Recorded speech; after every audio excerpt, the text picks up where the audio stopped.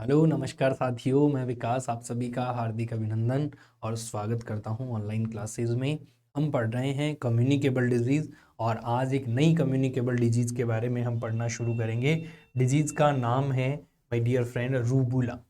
देखिएगा, मैंने आपको मम्स में डिस्कशन कर दिया है, मीजल्स का डिस्कशन कर दिया है। मम्स मीजल्स के बाद में जो नेक्स्ट डिजीज आती है उसे बोला जाता है रूबेला, है ना। हाँ, क्या बोला जाता है डियर? रूबेला।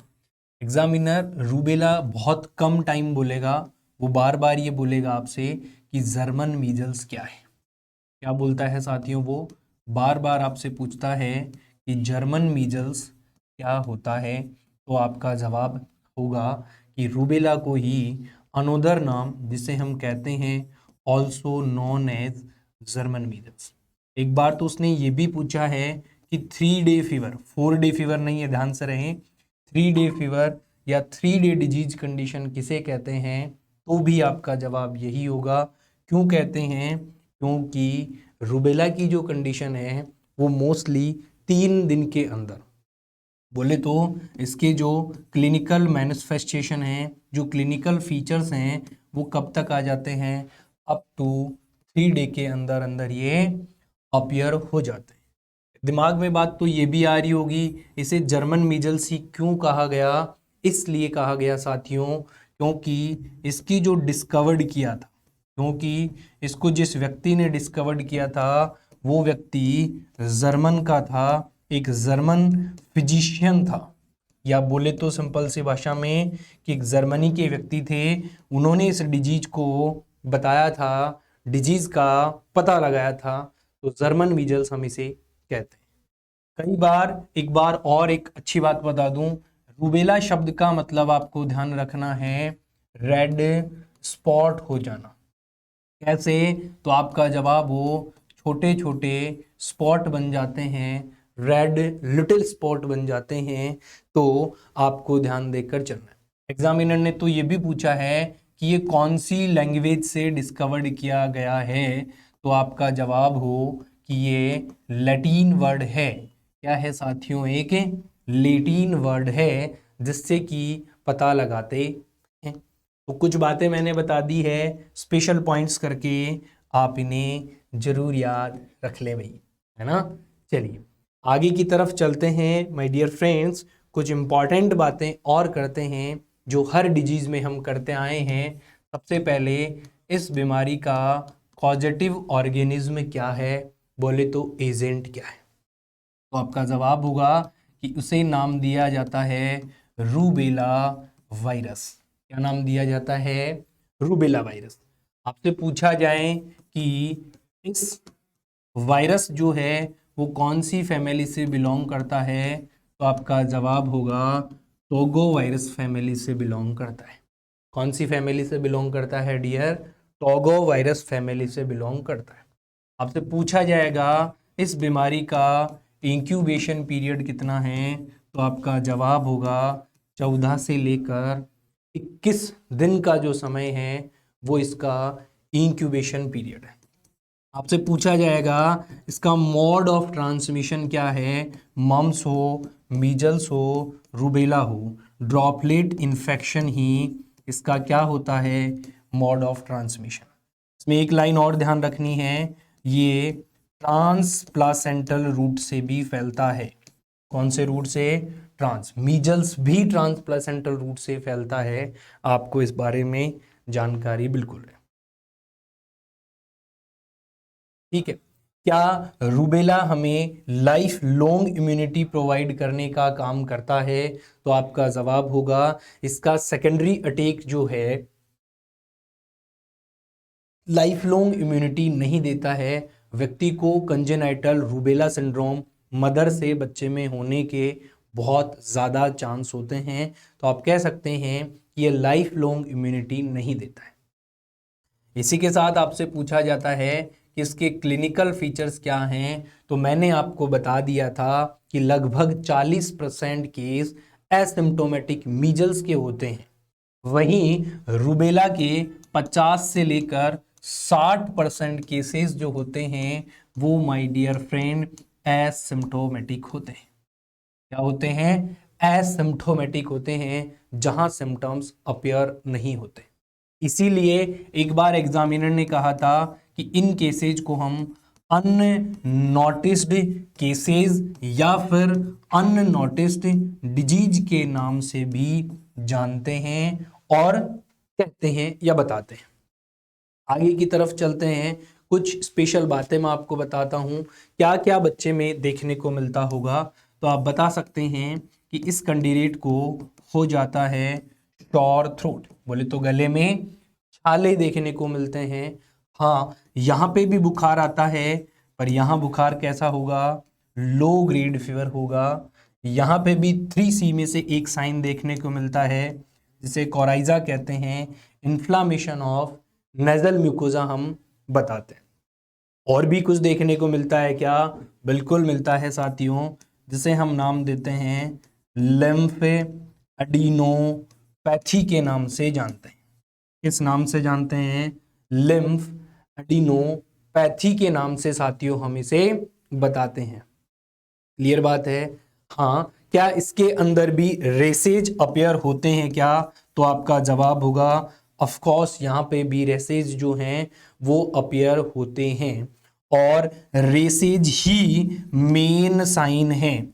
रेसेज ही क्या है, मेन साइन होता है रूबेला का। कौन सी बेला का, अरे ये वो शादी वाली बेला नहीं है, ये रूबेला है साथियों। कौन है, रूबेला। तो ये मोस्ट क्लिनिकल फीचर्स है। अब इसके बारे में चर्चा करनी बनती है कि सबसे पहले कहाँ पर अपीयर होते हैं।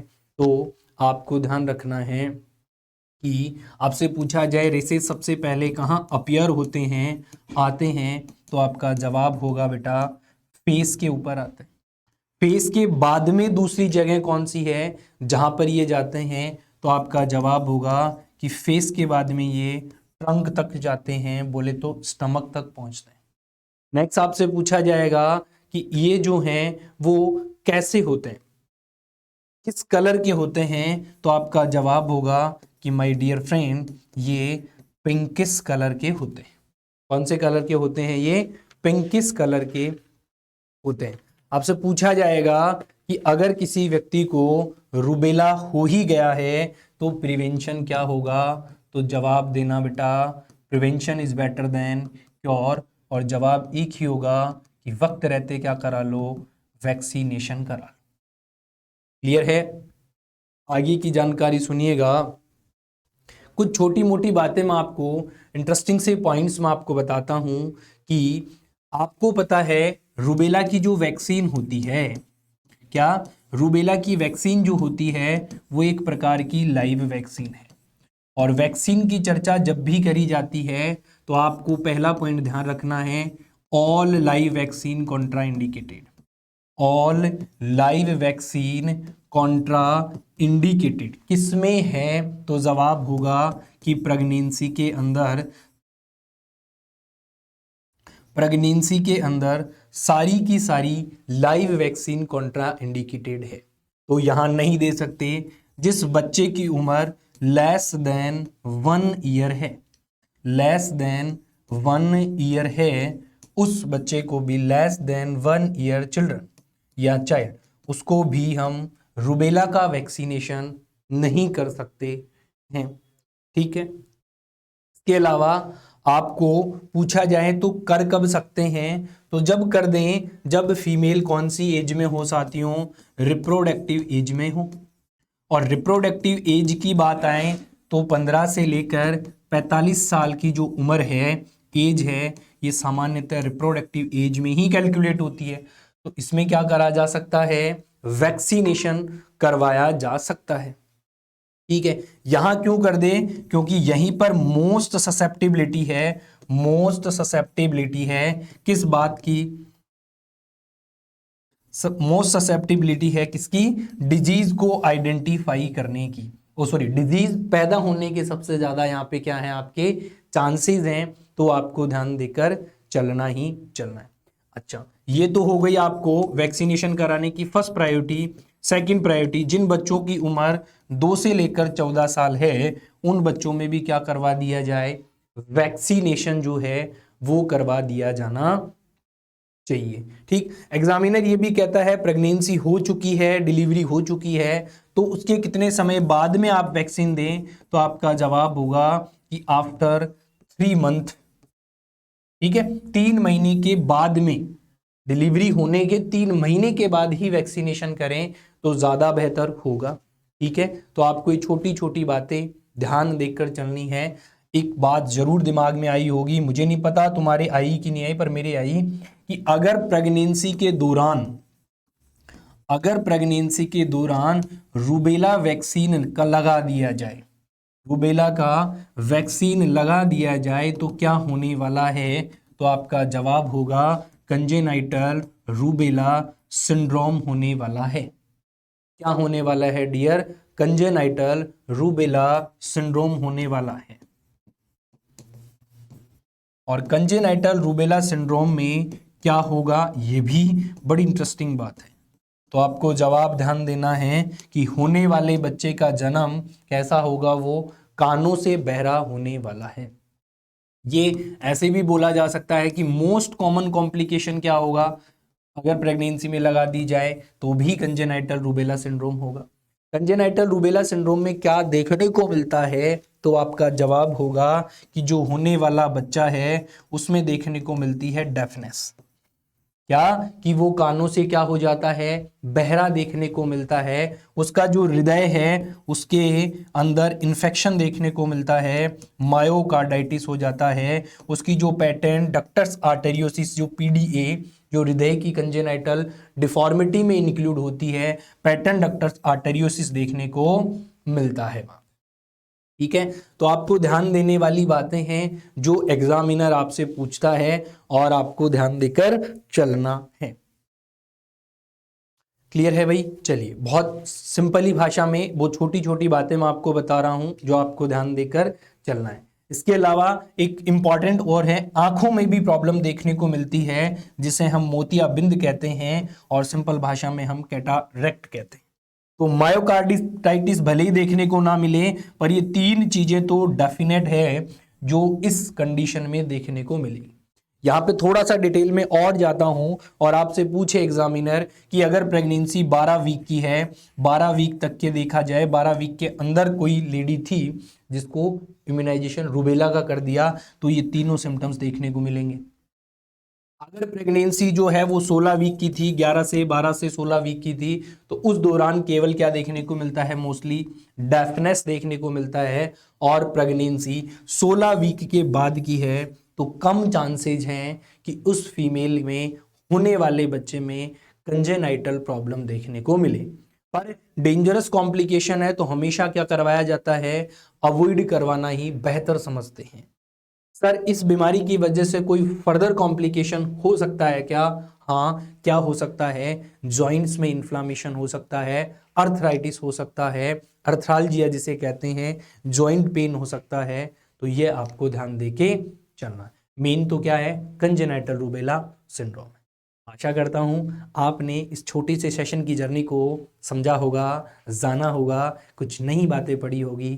Thank you so much everybody. मैं विकास, मैं जखास, कैसे मेरे खास, जरूर बताइएगा। मिलेंगे नेक्स्ट सेशन में, तब तक के लिए शुक्रिया।